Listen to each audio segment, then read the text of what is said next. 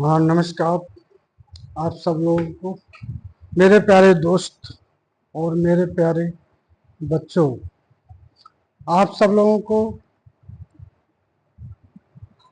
उच्चतर महाविद्यालय में जो आप लोगों को उत्तीर्ण हुए हैं, जो आपको सफलता मिली है, आप सब लोगों को, उस समस्त सभी छात्र छात्रों को मेरी तरफ से हार्दिक शुभकामनाएं आपकी सफलता में।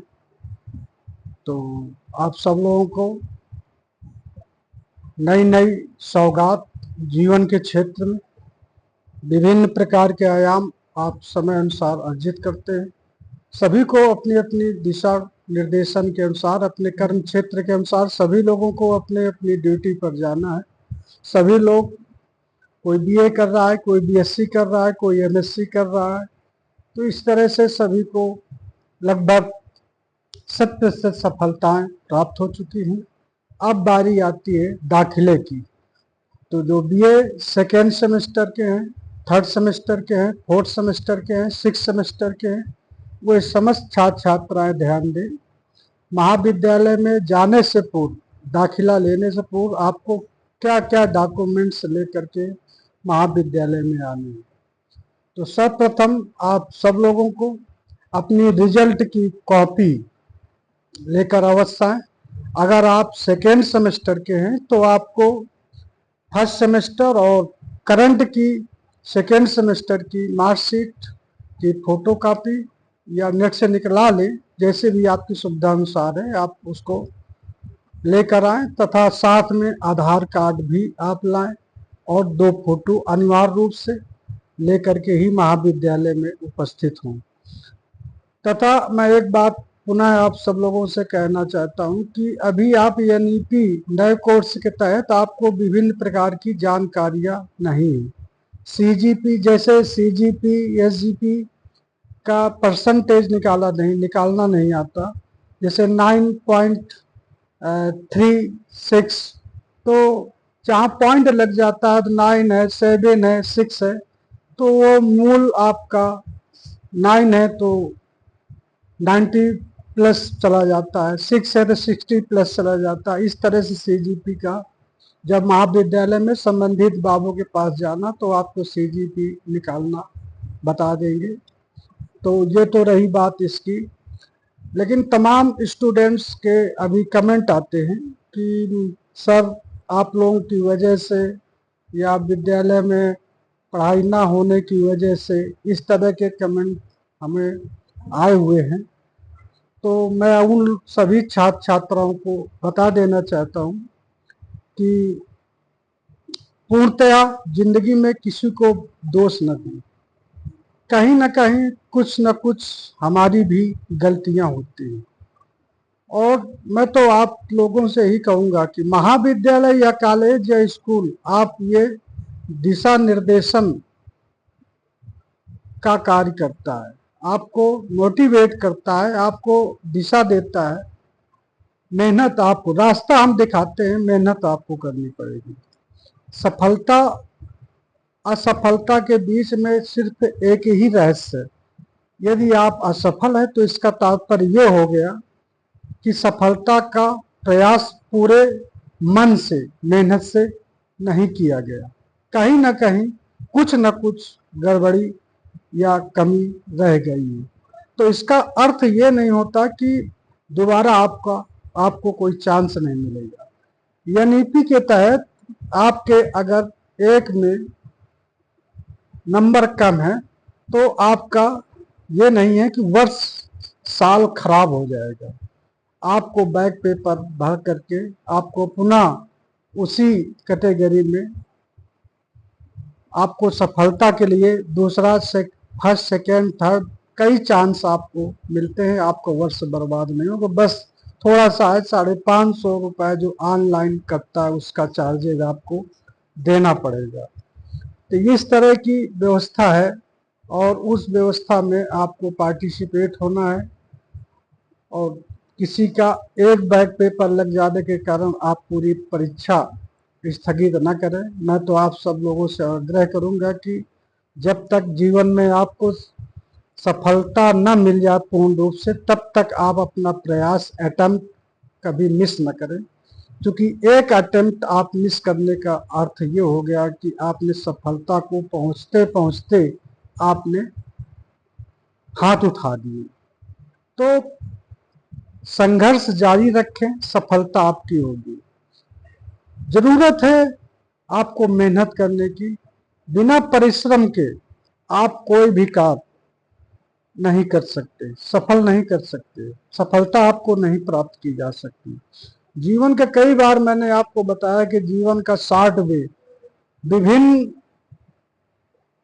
आयामों पे अपना जो दिमाग का 100% आप जो लगाना चाहते हो, एक टारगेट, एक फोकस, एक कर्म में अगर आपने लगा दिया तो सफलता निश्चित है। यदि आपने 10%, 20%, 4% आपने जीवन के किसी क्षेत्र में लगा दिया, जो अध्ययन का क्षेत्र जहां वो 100% मांग रहा है, वहां सिर्फ आपने 2-3% दे दिया, और आप ये कह रहे हो कि हम क्लास चलती वगैरह वगैरह, आप समझदार हो, तो हम ये हमारी बैक नहीं लगती। तो बैक लगने का अर्थ ये नहीं हुआ आप फेल नहीं हुए हैं। आपको एक chance, 2 chance, 3 chance back paper में आप श्रेणी सुधार क्रम में आप अपना फॉर्म अप्लाई करके आप दोबारा आप अपने मेहनत करके ला सकते हो। कौन सा, ये परीक्षा तो आपकी जारी रहेगी, आगे भी आपकी जारी रहेगी, उसमें एक बैक पेपर भर देना, कौन सी बड़ी प्रॉब्लम है। तो ये सब चीजें हैं। आप हताश उदास बिल्कुल ना हो। एक नंबर, मात्र 1 नंबर या 2 नंबर आपके कम आ जाने से आप जीवन से उदास हो गए। आप ये भी तो देखें कि सीजीपी आपका परसेंटेज क्या अलाउ कर रहा है, कितना बता रहा है। आप कहीं से भी आप वीक नहीं हुए। कोई ना कोई किसी चीज में 1-2 पॉइंट या कुछ नंबर कम हो जाने से, आपका एक सब्जेक्ट वीक हो जाने से आपको दोबारा चांस है आपको रिकवरी करने का। आप कर सकते हो, बना सकते हो, और ये आप प्रूव कर सकते हो कि देखो हमने पिछले से इस बार मार्क्स अच्छे लाए।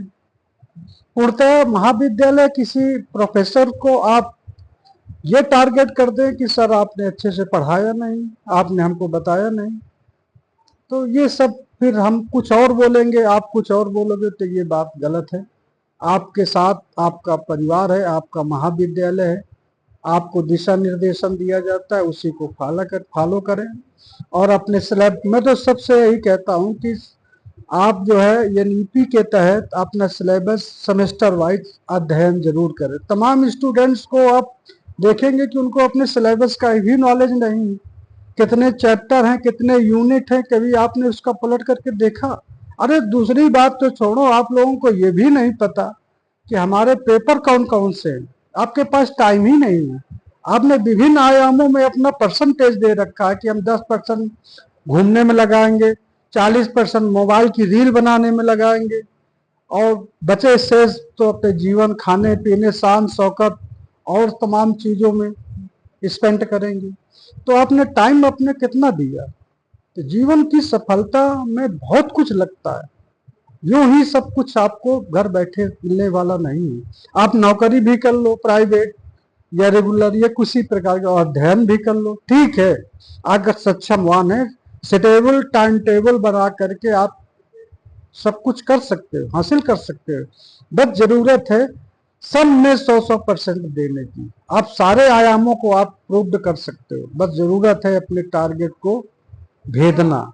जब तक आप किसी टारगेट को सीधे अर्जुन की तरह कि सिर्फ आंख में तीर लगना चाहिए मछली की, पूरी मछली में आपको नहीं दिखनी चाहिए, तब तो आप पॉसिबल हो। अन्यथा आप सिर्फ फॉर्मेलिटी कर रहे हो, किसी पर अपनी असफलता का राज किसी दूसरे पर थोप दो कि इनकी वजह से, उनकी वजह से, ये बात गलत है। स्वयं आप जिम्मेदार हो, और सिर्फ और इसके लिए सिर्फ आप जिम्मेदार हो। आपको कड़ी मेहनत की जरूरत है। सिर्फ फॉर्मेलिटी से कुछ करने वाला होने वाला नहीं, आपको कुछ करना पड़ेगा। तो ये मैं आप सब लोगों को, आप कतई ये हताश उदास ना हो, आप पुनः अपने प्रयास करें और देखेंगे कि सब कुछ ठीक होगा। सब कुछ बेहतर होगा, पहले से अच्छा बेहतर हो जाएगा। ये जरूरत है आपको अपने आप में कॉन्फिडेंस पैदा करने की, और वो कॉन्फिडेंस आपको मेडिसिन ये ध्यान से कम 10-5 मिनट 1 घंटे एकांत में बैठ करके आप चिंतन मनन और स्वाध्याय अवश्य करें। मैं आप सब लोगों से ये कहता हूँ कि जीवन बड़ा कठिन है, सरलता से कुछ कोई चीज आपको हासिल होने वाली नहीं। आपको कुछ न कुछ जीवन में परिश्रम अलग से करना पड़ेगा, तभी वो चीज जिसके लिए आप प्रयासरत हैं आप 100% एक बार देकर तो देखिए, किसी कार्य क्षेत्र में सफलता आपकी होगी। इसी के साथ जय हिंद, जय भारत।